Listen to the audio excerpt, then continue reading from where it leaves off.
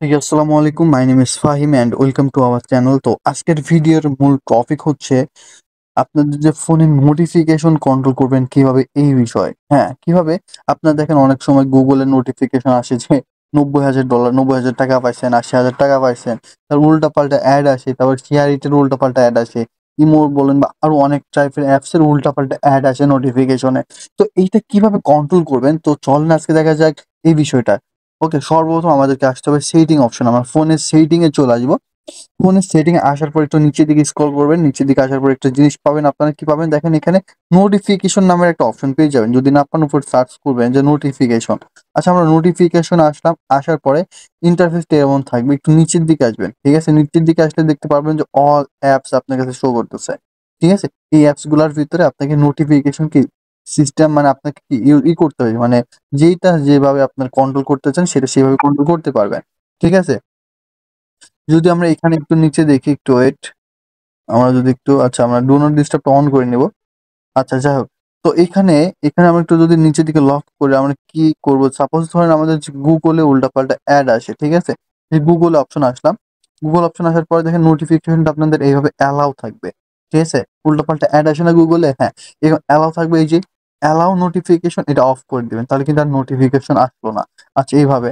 তাছাড়া দেখেন আপনার যদি মেসেঞ্জারে কোনো প্রবলেম হয়, যদি মেসেজ দিলে তাহলে নোটিফিকেশনটা এই যে এখান থেকে অফ করে দিতে পারেন। এভাবে যদি নোটিফিকেশন অফ করেন তাহলে কল বলেন, মেসেজ বলেন, যেকোনো ইতে কিন্তু এভাবে আসবে না। ঠিক আছে? সো আপনি একটা বিষয় করতে পারেন, মেসেঞ্জার এটা আমার এখানে অপশন আছে। সেটা হচ্ছে দেখেন, আপনার যদি চ্যাটের নোটিফিকেশন অফ করতে চাইলে চ্যাটের নোটিফিকেশন আলাদাভাবে অফ করতে পারবেন। তারপর হচ্ছে কলের নোটিফিকেশন যদি অফ করতে চান, আলাদাভাবে কলের নোটিফিকেশন অফ করতে পারবেন। ঠিক আছে? যেকোনো নোটিফিকেশন। এখানে দেখেন আরো অনেক কিছু আছে। Friend request. ফেসবুকে যদি ফ্রেন্ড রিকোয়েস্টের নোটিফিকেশন অফ করতে চান, ফ্রেন্ড রিকোয়েস্টের নোটিফিকেশন অফ করবে। মানে ফ্রেন্ড রিকোয়েস্টের নোটিফিকেশন অফ করলে বাকি সবই কিন্তু আবার কাজ করবে। আপনার কলে কাজ করবে, চ্যাটে কাজ করবে। আপনি যদি চান যে মেসেজ আপনি বিরক্ত হচ্ছেন, তাহলে অনলি মেসেজের নোটিফিকেশন, এই যে চ্যাট এটা, ঠিক আছে? এই চ্যাটের এটাকে অফ করতে পারেন। এই টাইপের। ওকে, আর যদি চান না সমস্ত কিছু অফ করবে সেটা করতে পারেন। অথবা আপনি যদি চান যে আপনার নোটিফিকেশন ঠিকই আসবে বাট কোনো সাউন্ড হবে না, হ্যাঁ?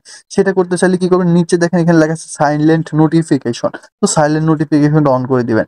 সাইলেন্ট নোটিফিকেশন অন করলে দেখবেন যে শুধু আপনার নোটিফিকেশন আসবে বাট কোনো সাউন্ড হবে না।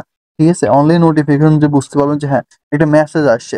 ঠিক আছে? চাইলে এটাও করে রাখতে পারেন, তাহলে কি এটা বেটার হবে। আচ্ছা, এইটা গেল। তাছাড়া এখানে অনেকগুলো অ্যাপস আছে।